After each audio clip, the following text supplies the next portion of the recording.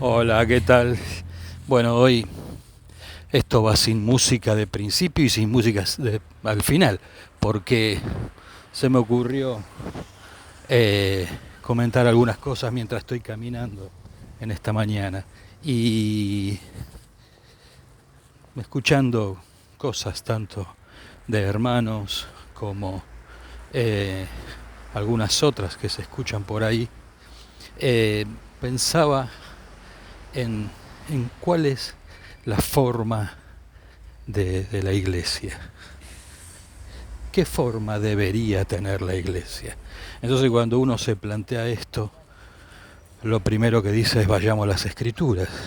Y después de eso, cualquier persona con 3, 4, 10, 15, 20 años de creyente lo que va a decir es que hay que reunirse, que hay que leer la palabra, que hay que orar, que hay que cantar, que hay que adorar, que hay que ayunar. Entonces, en base a todo eso que se va haciendo, con eso se define el perfil de la iglesia.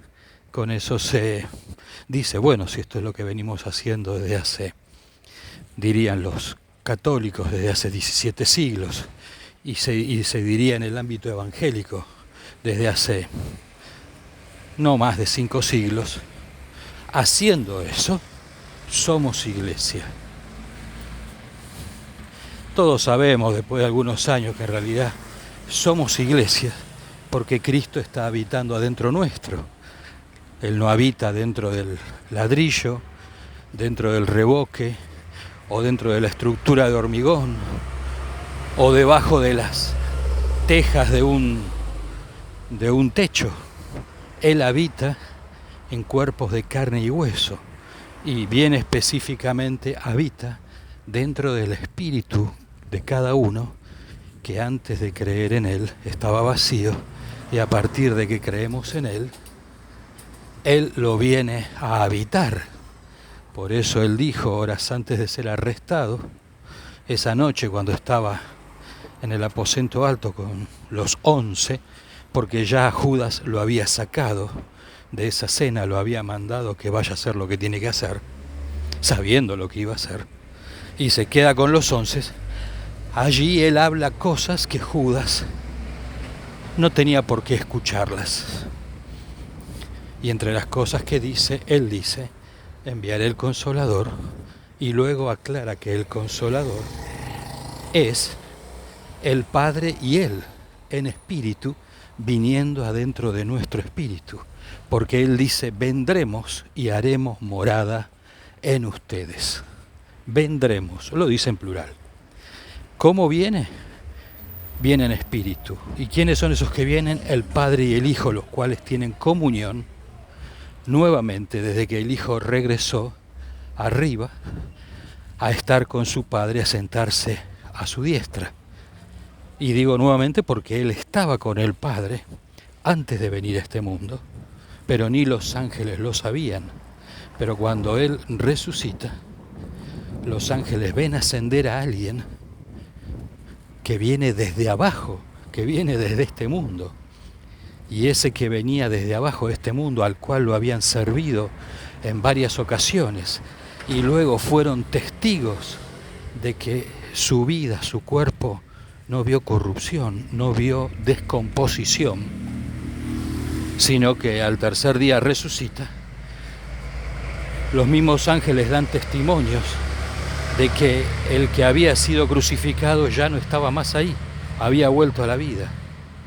Y luego nuevamente cuando Él asciende, después de 40 días de estar con los suyos, todavía aquí, los mismos ángeles, 2 varones, se acercan, que son ángeles obviamente, y le dicen a sus discípulos que estaban medio cabizbajo porque Él había ascendido. Vieron que sus pies se despegaron del pasto, empezó a subir, a elevarse hasta que las nubes no lo dejaron ver más. Estos 2 varones que son ángeles le dicen, profetizando su regreso de la misma manera, a los discípulos, a este que han visto que se ha ido para arriba, del mismo modo volverá, o sea, volverá desde arriba, con la salvedad que ya no va a ser en un cuerpo de 1,60 m, 1,70 m o 1,80 m, en un cuerpo espiritual resucitado, sino que va a ser en sus verdaderos tamaños, en sus verdaderas dimensiones, donde todo ojo le va a ver. Los que vivan en el norte, los que vivan en el sur, los que vivan en el este, todo les va a ver, los van a ver, porque se va a oscurecer la luna, se va a apagar el sol, van a caer las estrellas, las potencias de los cielos van a caer y se va a sacudir todo el universo cuando Él venga. Así que ya no lo van a ver solamente los 11 que lo vieron ascender, sino que ahora toda la humanidad, y entre ellos los cientos y millones que hayan creído en Él, que estén vivos en ese momento. Bueno, está pasando el señor que vende cosas y compra cosas desde su camioneta por la calle, perdón. Así que entonces, ¿cuál es la forma de la iglesia? La forma de la iglesia es Cristo. La forma de la iglesia, algunos van a decir, no, la forma de la iglesia es reunirse en los templos y por las casas, porque seguramente los que ya son de mi edad y más grandes se acordarán que en los años 50, 60, 70, 80 y parte de los 90, la iglesia se reunía, los hombres y mujeres de Dios se reunían solo en los templos.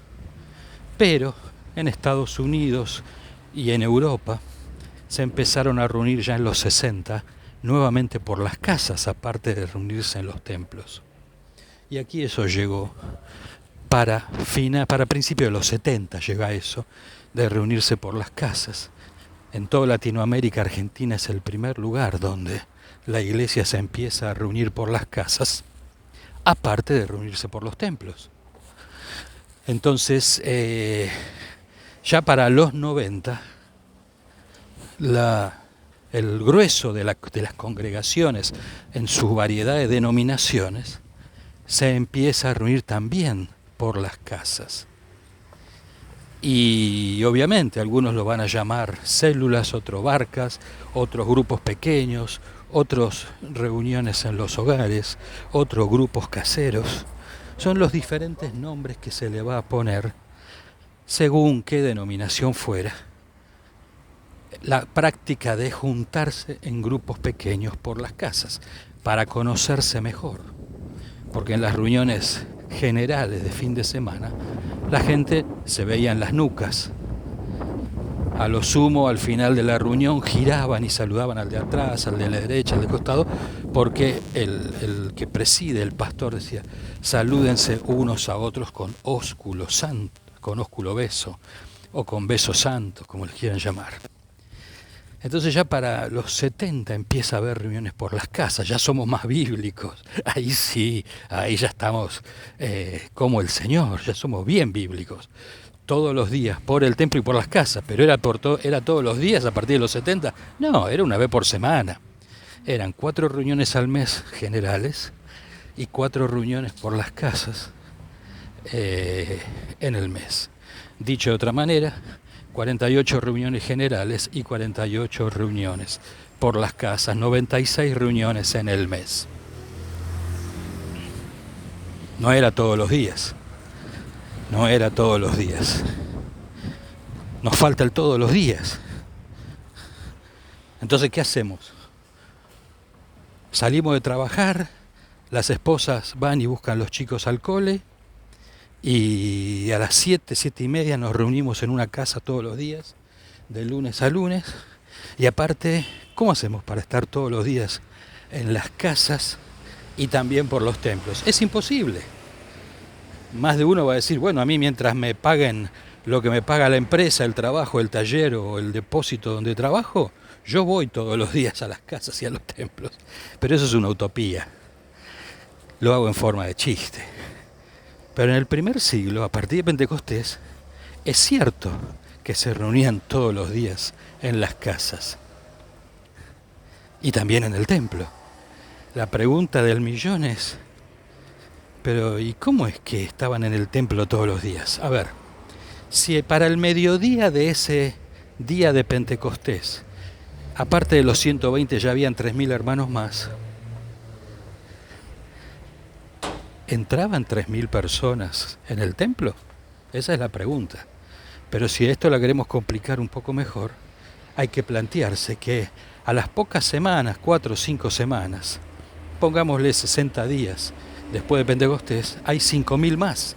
Entonces son 3.120 más 5.000, 8.120. ¿Entraban los 8.120 en el templo todos los días? Habría que ser bien claro en esto. Si estaban todo el día reuniéndose por las casas y por el templo, ¿quién trabajaba? ¿Quién cumplía con el Señor cuando dice que el que no provee a los suyos es peor que un incrédulo y ha negado la fe? ¿Quién cumplía con el Señor que Él dice que el que no trabaja no coma? ¿Quién cumplía con el Señor cuando Él dice que con estas manos trabajemos para sostenernos y tengamos también para ayudar a los necesitados? Primeramente a los de la fe, a nuestros hermanos y hermanas, y luego a los de afuera. Si estaban todo el día en el templo y por las casas era imposible ir a trabajar. Nadie trabajaba. Eran todos una manga de parásitos y de vagos y de mantenidos. Pero en realidad no fue así. En realidad, primeramente, estaban todos los días en las casas porque convivían, porque habían sido hospedados por hermanos de Judea y de Jerusalén y alrededores, lo cual es la región de Judea. Habían sido hospedados los de la dispersión. Entonces las casas de ser casas de 5 o 6 de una familia pasaron a ser de 20 a 25 o 30. No nos olvidemos que en el salón donde Jesús se reúne para la Santa Cena ese jueves, en ese salón que estaba en una casa, en la parte alta de una casa, entraban 120 personas, solo en ese salón. Se dice que en las casas llegaron a ver conviviendo hasta 70 personas, porque podía haber casas de planta baja y primer piso. Ya eran casas más caras. El grueso de las casas en los días de Jesús eran de planta baja. Hacer una planta alta salía mucho dinero. ¿Cómo lo puede salir hoy? Si alguien quiere edificar arriba de su casa. Yo, si en estos momentos quisiera edificar en mi terraza, me sale fortuna. Me sale fortuna los materiales nada más. En aquellos días no cualquiera tenía un salón, una habitación grande en la parte de arriba. Bueno, voy a cruzar, ahora si escuchan ruidos, paro un segundo, pero voy a cruzar por un bajo vías del tren para pasar al otro lado. Mientras tanto sigo hablando y si hay ruido, perdonen. Entonces, estaban en las casas, estaban ahí porque eran donde convivían. Y en esa convivencia, a la noche, cuando volvían de trabajar, comían juntos en esa casa. Y en ese comer juntos se contaban unos a otros las virtudes del Señor. Pero uno dice, ¿cómo podían contarse las virtudes del Señor? Bueno, porque el Señor había venido a morar adentro de cada hijo e hija suyo, porque cada hijo e hija suyo es iglesia. Y cuando se juntan los miembros, pasan a ser cuerpos. Durante el día, cuando cada uno trabajaba por su lado, eran miembros trabajando cada uno en lo suyo. Y a la noche, cuando regresaban a la casa donde estaban conviviendo, hospedados por el buen corazón de esta familia, pasan a ser cuerpo. En ese ser cuerpo estaban, en ese momento estaban siendo cuerpo de Cristo, porque no habían 2 o 3, había mucho más que 2 o 3, pero si ya donde hay 2 o 3, allí está el Señor, obviamente que donde hay 15, 20 o 30, también está el Señor. Eso es cuerpo, porque cuando hay cuerpo hay cabeza, pero cuando yo estoy solo con el Señor trabajando, caminando, en lo que tenga que hacer cada día, Yo soy un miembro que está en comunión con el Señor, que está dentro mío, en el lugar secreto en mi espíritu, y estoy teniendo comunión con Él mientras trabajo, mientras viajo, mientras hago cosas afuera, o si estoy solo en casa. Soy miembro. Pero cuando me junto con mis hermanos, lo que se hace desde hace cerca de 50 años, que es tener comunión unos con otros, allí somos cuerpo. La cabeza no se puede apoyar plenamente sobre una falange, sobre un miembro. La cabeza necesita apoyarse sobre un cuerpo que tenga un torso, que tenga 2 brazos y que tenga 2 piernas. Donde hay 2 o 3 hay cuerpo, y allí está el Señor entre ellos. Y donde hay cuerpo hay cabeza. Eso es en esencia la iglesia. Y eso los que vivían día a día en la comunión unos con otros a la noche cuando regresaban de trabajar. Pero estamos diciendo que estaban todos los días en el templo. Esto fue por un lapso no mayor a 3 años, fueron 2 años y medio, hasta el momento que lo asesinan a Esteban, porque ya después se desata la persecución. Pero ¿por qué estaban en el templo? Primeramente que estaban en el templo porque habían muchos que eran de la dispersión, que todavía no habían tenido trabajo, y aunque estaban buscando, por la mañana iban al templo y estaban un rato. E incluso los que trabajaban por la tarde iban al templo a la mañana, un rato. Y los que trabajaban por la mañana iban al templo por la tarde, un rato. Pero todos estaban trabajando, porque si no eran peor que un incrédulo que han negado la fe. Y si no trabajaban, que no coman. Una cosa son las viudas del trasfondo helenista de la dispersión, que tenían que ser ayudadas por los hermanos porque no habían regresado a su tierra y se habían quedado con el cuerpo de Cristo en ese lugar, se habían quedado para poder estar en comunión con los hermanos y hermanas que surgieron desde Pentecostés. Una cosa eran estas mujeres grandes, que la mayoría de ellas no tenían a sus hijos, y el Señor dice que si la viuda tiene hijos, que ellos la mantengan para que no sea carga a la iglesia.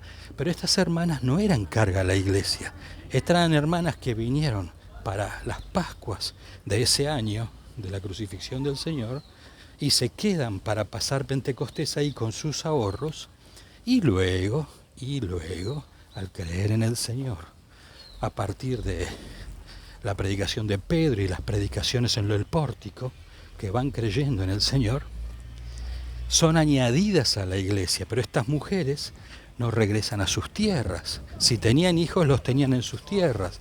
No había WhatsApp para avisarle a los hijos: mándame una remesa de dinero, así puedo no ser carga a los hermanos y hermanas de aquí de Judea. Esas mujeres viudas era lícito que el cuerpo las sostuviera, pero las que tenían hijos, no, que los sostengan sus hijos. Ese es un poco el trasfondo. Entonces, todos trabajaban durante todo el día, o por la mañana y a la tarde iban al templo, o por la tarde y a la mañana iban al templo. La pregunta del millón es, bueno, si ya para los 60, 70 días eran 8.120 hermanos, digo yo,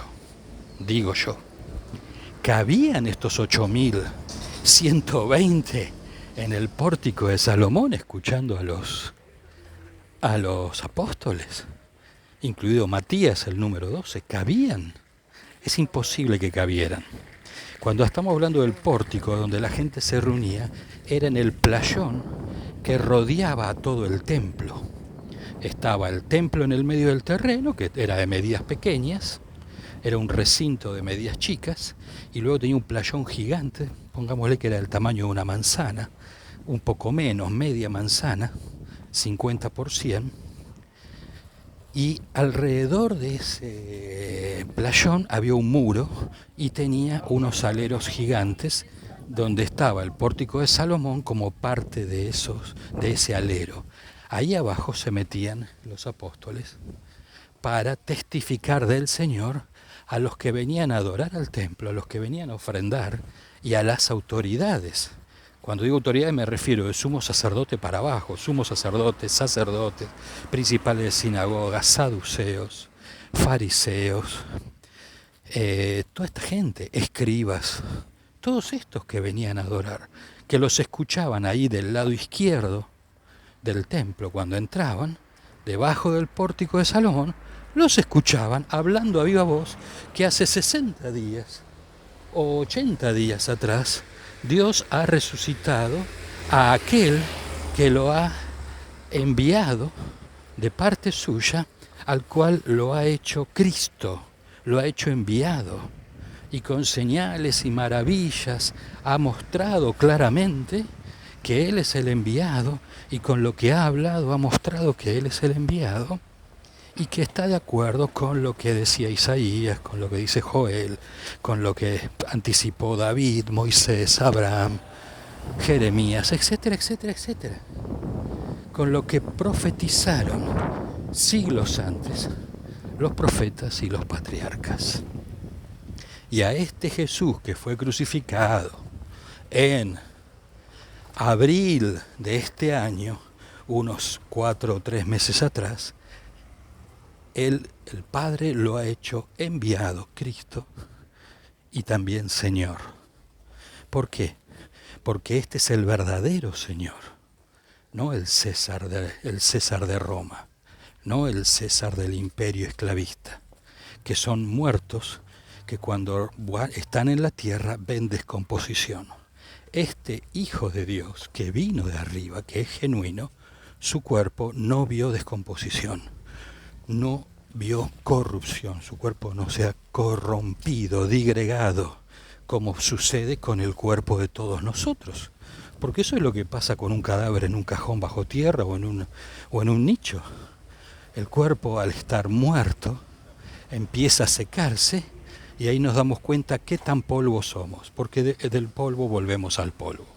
Pero el cuerpo de Jesús no vio corrupción, no vio descomposición de su cadáver. Entonces testificar esto era poner la cabeza en la guillotina, era poner el cuerpo en el paredón, porque los que podían cortarle la cabeza a estos testigos, o los que podían ponerlo en el paredón a estos 12 testigos, eran justamente las autoridades que iban al templo todos los días. Y ellos arriesgaban sus vidas testificando en el pórtico y haciendo señales y milagros, y obviamente que la gente iba creyendo y se iba entregando. Esto es dedicarse a la oración y la palabra, porque ellos muy de temprano, un rato antes de que saliera el sol, en las casas donde estaban siendo hospedados, ya estaban orando antes de ir al pórtico. Hacían lo mismo que hizo Jesús, que a veces muy de temprano a oscuras ya estaba orando, o a veces tarde noche. Mientras todos se iban a dormir, él se iba a un lugar a solas y ahí oraba al Padre, y ahí derramaba lágrimas, y ahí derramaba súplicas y ruegos a aquel que lo podía librar de la muerte. Ellos vieron hacer esto a Jesús. Y esto lo cuenta el escritor de Hebreos, que obviamente fue un discípulo del Señor, que lo pudo haber acompañado 1 año, 2 años, y vio que Jesús derramaba súplicas, ruegos y lágrimas a aquel que lo podía librar de la muerte. Es un testigo el que cuenta esto en la carta que se escribe a los Hebreos. Es un testigo ocular. Por eso dice lo que dice de Jesús. No dice me lo contaron, sino que dice Cristo en sus días derramó lágrimas, súplicas y ruegos a aquel que lo podía librar de la muerte. Tómese con pinzas si es un testigo o no. Yo estoy convencido de que el escritor a los Hebreos fue uno de los cientos que siguieron a Jesús, no sé si 1 año, 2 años, o estuvo desde el principio, y cuando el Padre le dijo a Jesús, estos son los 12 que serán tus discípulos más cercanos, este hombre, este hermano, no fue incluido. Pero para mí es un testigo ocular que acompañó a Jesús y estuvo cerca de los 12, como lo estuvo también Bernabé, y como lo estuvieron muchos otros, que son a partir de Pentecostés y están entre los 120 que van a estar en el aposento alto. Entonces, ¿cómo es la forma de la iglesia? Porque si hay que ser cada vez más crudo para decir las cosas como son y no asustarnos el día de mañana cuando se nos venga un problemón y digamos, ¿qué hacemos? Hay que decir abiertamente que Jesús no hacía reuniones por las casas. Si bien entraba a las sinagogas todas las semanas para testificar, y en algunas lo quisieron matar, como en la de Nazaret, ya el primer año hubo un atentado contra su vida, Jesús no hacía reuniones por las casas y no hacía reuniones en el templo. Él iba a la sinagoga como todo hijo de vecino y había veces que pedía la palabra y hablaba diciendo esto se ha cumplido hoy, etcétera, etcétera. Pero él sabía que podía estar expuesto a la muerte, como aquel momento en el primer año, a los 6-7 meses, cuando pasa por la sinagoga de Nazaret y lo sacaron a los empujones por lo que dijo y lo querían arrojar de una colina. Y ninguno de sus discípulos saltó para defenderlo. Todos dijeron, yo no lo conozco. Fue él el que habló, yo no fui. Pero casi lo arrojan. Pero como no era la hora, el Padre siempre lo cuidó, lo cubrió, lo libró de sus opositores y de todos los incrédulos, por más que fueran crédulos en Dios, pero eran incrédulos en cuanto a lo que él hablaba. Entonces, ¿cuál es la forma? Porque el Señor no hacía reuniones por las casas ni hacía reuniones en el templo, más allá de que a partir de Pentecostés se usan las casas y en el templo.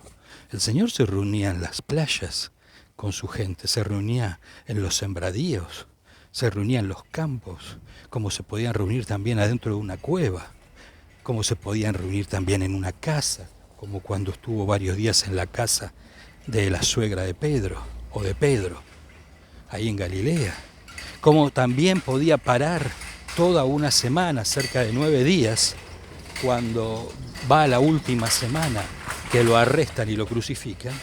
Toda esa semana él paró en la casa de Marta, María y Lázaro, que estaba en Betania, y que estarían a pocos kilómetros y salían a oscuras e iban caminando para Jerusalén, porque él ya de 6 meses antes sabía que lo iban a crucificar. ¿Cuál es la forma? La forma, vuelvo a decirlo, la forma es la forma de Jesús, es la forma de su libertad, es la forma de su confianza absoluta, que no necesitas ni templo, ni casa, ni bosque, sino que cualquier lugar le viene bien para reunirse. Eso es libertad, eso es confianza absoluta en su Padre, donde la cosa no pasa por el lugar. Qué tan lindo es, qué tan buena es la música, qué tan buena es la decoración, si tiene imágenes o no tiene imágenes, más allá de que no se le puede hacer imagen a Dios. Sus dimensiones no permiten que se le haga imagen, pero en la ignorancia y en las tinieblas se le hacen imágenes a Dios. ¿Qué se le va a hacer? El paganismo se metió en el siglo IV a partir de Constantino y a partir de ahí arrastramos un montón de cosas que realmente no tienen nada que ver con el Señor. Pero bueno, Dios es bueno, Dios es misericordioso, Dios es bondadoso, Dios hace misericordia de quien quiere. Dios ama, Él ama. Él no es como nosotros que vemos las hormigas y las pisamos, sino que Él ve al ser humano en su ignorancia y en sus tinieblas, en la cual estuvimos todos nosotros en otro tiempo, y éramos como todos los que siguen hasta hoy, hijos de ira, igual que todos los demás. Dios ama a los que son hijos de ira. ¿Y por qué son hijos de ira? Porque son hijos del padre de las tinieblas, que es mentiroso por naturaleza.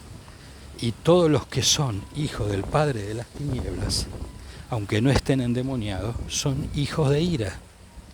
Son hijos de ira.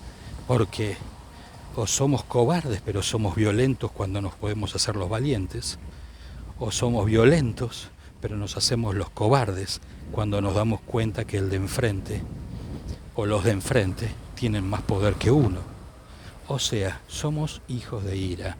Adentro nuestro reside la frustración, reside la ansiedad, reside la bronca.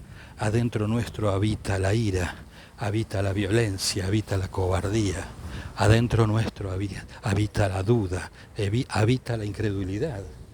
Adentro nuestro habita un ser que se llama yo, el cual es engañoso y perverso por la misma naturaleza a partir de Adán y de Eva. Entonces en esa naturaleza las tenemos todas juntas conviviendo adentro de este envase que se llama cuerpo humano. Y mientras el espíritu está vacío, este cuerpo humano no va a menguar. Va a seguir creciendo en todas sus engaños y en todas sus perversiones. A partir de que Cristo, el Padre, lo envía por el Espíritu a morar adentro nuestro, el Espíritu es habitado por Él, y voy a usar una palabra que a alguno le pueda asustar, somos poseídos por Jesucristo, y aquel que habita en nosotros pasa a ser la esperanza de gloria que cuando el Espíritu estaba vacío no teníamos. Él es realmente la esperanza de gloria, no soy yo. Yo no soy esperanza para nadie, ni siquiera para mí. Puedo tener algunas expectativas y hacer algunos cálculos, pero Dios pestañea y mis cálculos y mis expectativas se caen todas al piso. Yo no soy esperanza para nadie. El que es realmente esperanza de gloria para cada uno de nosotros es Cristo, que está adentro nuestro, habitando en nuestro espíritu en plenitud, porque Él no viene descuartizado adentro nuestro. El Padre no lo envía por el Espíritu. Primero me envía una pierna, después me envía 2 brazos, después me envía la otra pierna, después me envía la cabeza y me lo va enviando en cuentagotas. Cuando una mujer queda embarazada de su amado, lo que van a hacer es un niño completo. 2 brazos, torso, 2 piernas y cabeza. Si esto, que es figura de lo temporario, es así en el 99,9% de las mujeres embarazadas del mundo, cuánto más no va a ser así en el espíritu, lo cual es para hoy y es eterno. El Padre envía a su Hijo completo, en plenitud, por su espíritu, a morar adentro nuestro. Entonces la forma de reunirse es como es Cristo. Y cuando es como es Cristo, el lugar es lo de menos, y cuántos somos también. Porque en el templo, con suerte, si llegaban a 500 o 600 personas, cuando se reunían a la mañana y a la tarde, es mucho. Entonces los demás 7.000 o 8.000 que estaban viviendo ahí en Jerusalén, o estaban trabajando, o estaban ayudando en la casa donde estaban hospedados. Y eran, con suerte, menos de un 10% los que entraban en el pórtico de Salomón para escuchar a los apóstoles. Ahora, lo que todos tenían en común, vayan o no vayan al templo, y en las casas estaban todos los días, era que el fundamento era el mismo para todos. Cristo es el fundamento. Y Cristo fue, a partir de Pentecostés, el fundamento y la unción que moraba dentro de ellos, el cual le enseña todas las cosas. Porque 12 hombres que estaban en el pórtico no podían descuartizarse para estar en 200 o 300 casas donde estaban reunidos 8.000 o 9.000 personas repartidos entre todas esas casas. Era imposible. Ellos a lo sumo pernoctaban en las casas, y había días que, si estaban muy cansados, se quedaban o a la mañana o a la tarde. Pero las casas eran los lugares donde ellos pernoctaban, hospedados por los hermanos y hermanas de toda Judea. Ellos, la mayoría de los apóstoles, eran del norte, eran de Galilea, a unos cuantos cientos de kilómetros de Judea. No habían regresado a su tierra y se habían quedado en Judea. La forma de reunirse es la forma de Cristo.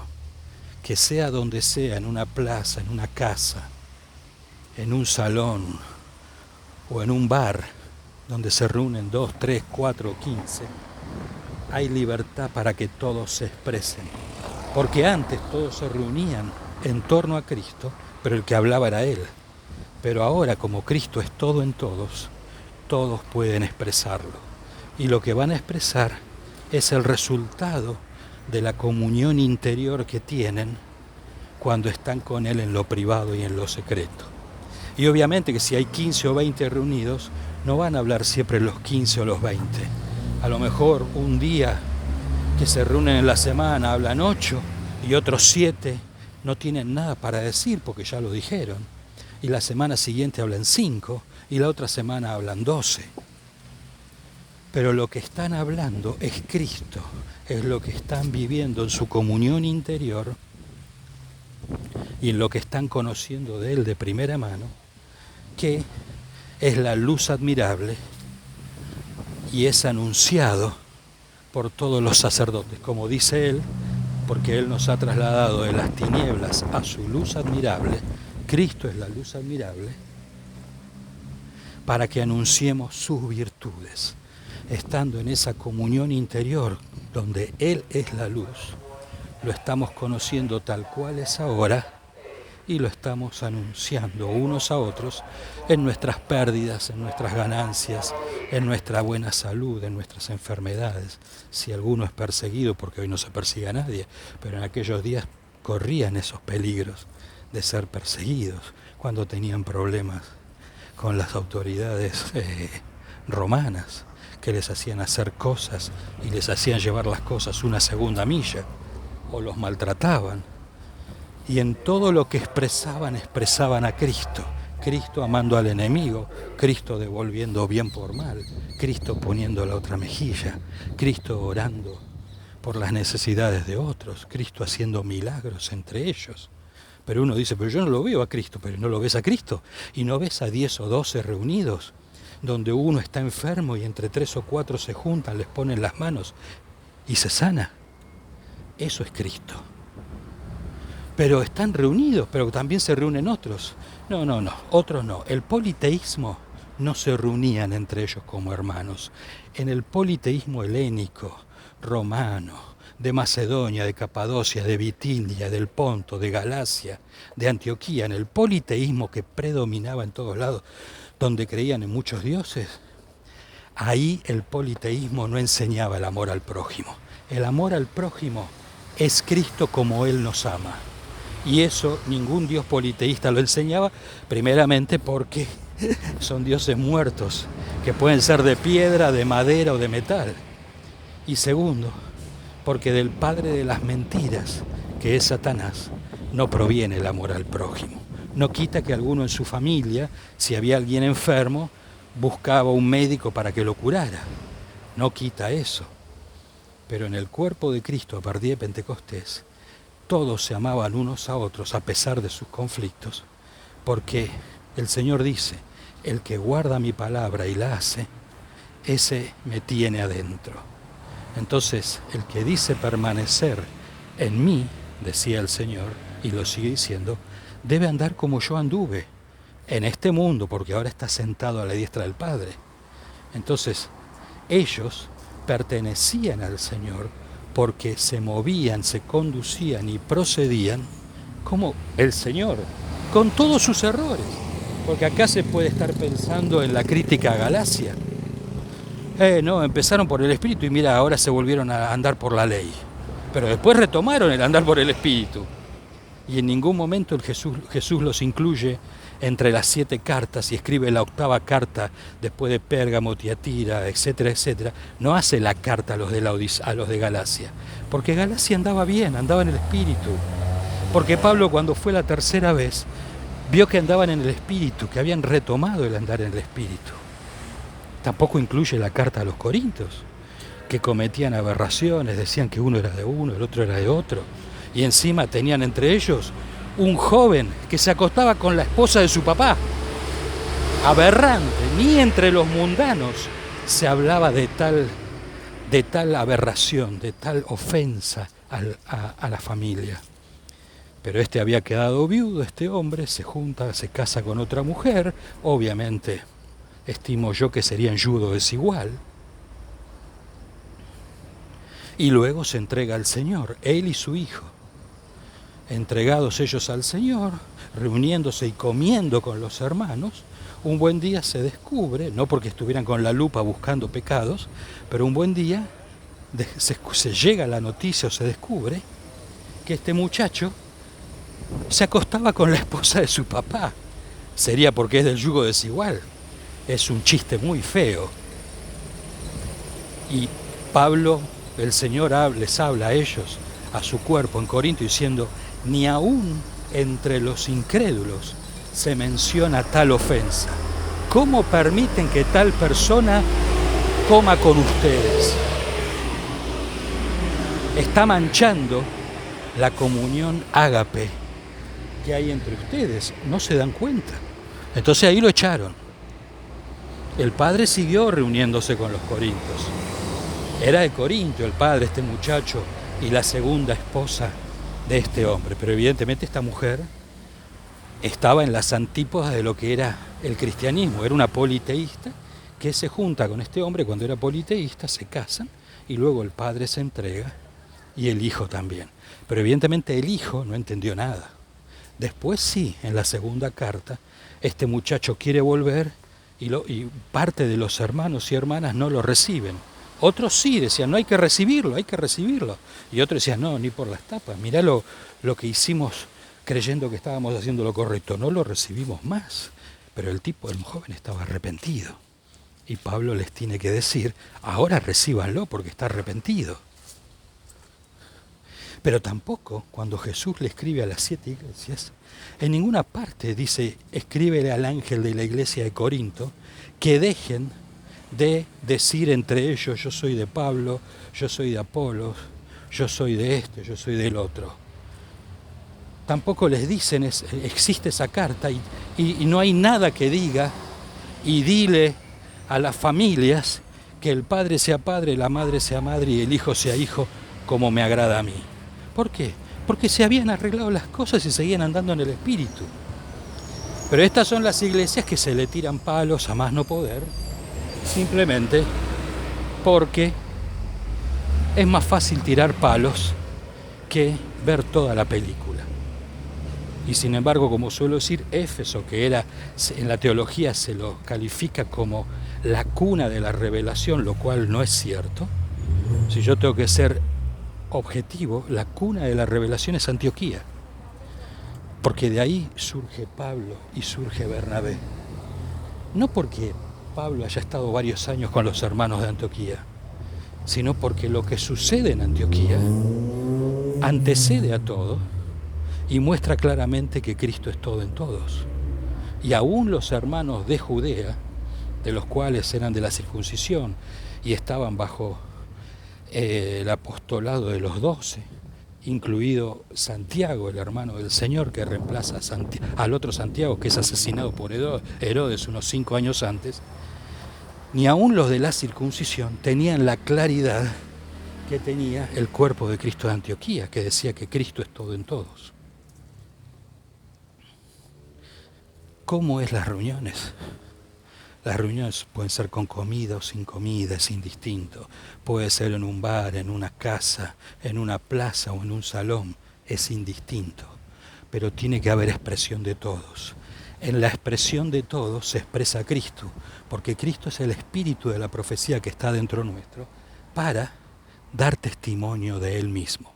Esto es Apocalipsis 10.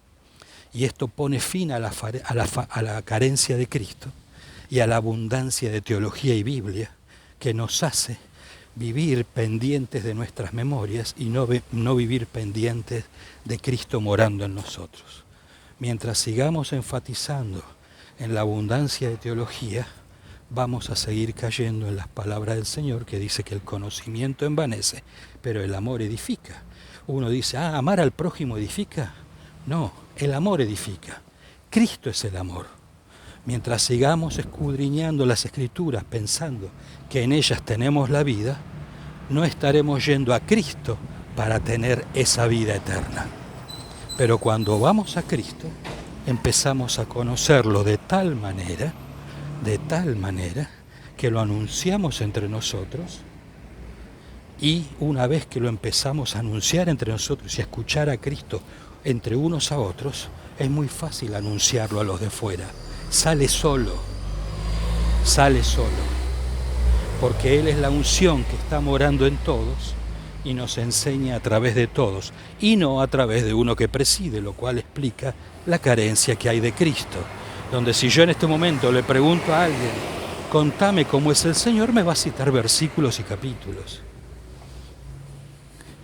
Nuestros hermanos no citaban ni capítulos ni versículos, no citaban las cartas de Pablo en el primer siglo, y a lo sumo cuando se citaban cosas del Antiguo Testamento era para fundamentar a los judíos de Israel o a los judíos en la dispersión que aquel que estaban diciendo que es el Mesías es el que fue profetizado en los distintos lugares, en los rollos del Antiguo Testamento. Pero entre ellos no se citaban partes del Antiguo Testamento, como a veces se piensa que esto es para enseñar, instruir, corregir, etcétera, etcétera. Porque con el tema de que en un solo lugar dice toda la Escritura es inspirada por Dios y útil para enseñar, para redarguir, para instruir en justicia, a fin de que el hombre de Dios sea perfecto, enteramente preparado para buena obra, con ese solo versículo se ha hecho la teología de la enseñanza, la teología de las Escrituras. Y resulta que ese versículo arranca en que ser perfecto para Dios es haber nacido de Dios y tener a Cristo morando adentro. Entonces, el lugar a donde yo uso las Escrituras para instruir al hombre de Dios que sea perfecto y que sea enteramente preparado para buenas obras, ese lugar es en las sinagogas, lo cual ni Pedro, ni Juan, ni Santiago, ni Mateo, ni Marcos, menos Lucas, iban a las sinagogas. Uno de los pocos que iban a las sinagogas era Pablo, porque Pablo, como buen fariseo, hijo de fariseos, era un tipo muy instruido en todo lo que eran las Escrituras del Antiguo Testamento. Y él lo primero que hizo a partir de que el Señor lo deja ciego en el desierto y después viene Ananías y ora por él y recupera la vista y luego lo bautiza y ora para que venga el Espíritu Santo adentro suyo, lo primero que hace es ir a las sinagogas con los rollos que tenía desde su juventud o desde su adolescencia que los padres le compraron cuando él aprendía con este maestro de nombre Gamaliel. Y él tenía esos rollos y los usa para avalar que lo que él les testificaba en las sinagogas era eso. Entonces, estos que eran hombres en tinieblas que estaban en las sinagogas, escuchando la ley de Moisés y los profetas, estos que escuchaban eso, los que iban creyendo, pasaban a ser hombres de Dios, porque recibían a Cristo en su espíritu y empezaban a ser útiles en manos de Dios, y no un inútil como lo era Pablo, que junto con tantas otras autoridades y muchos fariseos y saduceos perseguían a los cristianos, a los que habían nacido de Dios, pensando que estaban haciendo un bien a Dios a través de la ley de Moisés, pero eran asesinos, estaban haciendo un reverendo mal, eran inútiles en manos de Dios. Útil en manos de Dios es ser un vaso apto que se arrepiente y cree en el Hijo de Dios, y el Padre envía a su Hijo a morar adentro para que Cristo siga haciendo la voluntad del Padre aquí en la tierra como se hace arriba, pero a través de estos envases, de estos vasos de barro, de estas vasijas o de estas copas frágiles cuando hablamos de hermana. Eso es útil. Y a partir de que Él está morando en nosotros, Él sigue haciendo la voluntad de su Padre aquí en la tierra como se hace arriba. ¿Cómo es la reunión? Es una reunión de expresión de todos, de hablar unos con otros de todo, donde en eso que se está hablando unos con otros de todo y están teniendo comunión entre unos y otros, estamos conociendo al Señor tal cual es ahora, más allá de las Escrituras. Y lo que vayamos a conocer de Él jamás se contradice con lo que está escrito, porque lo que está escrito fue inspirado por Él. Entonces es un círculo perfecto, por darle una forma geométrica. Porque nadie dice es un cuadrado perfecto, todos decimos un círculo perfecto. Y esto no es un círculo vicioso, es un círculo de vida, donde Cristo entre nosotros, cuando estamos entre 2, 3, 15, 30, lo que sea, está llevándonos a menguar para crecer Él entre nosotros como cabeza que es del cuerpo. Un cariño para todos, buena semana.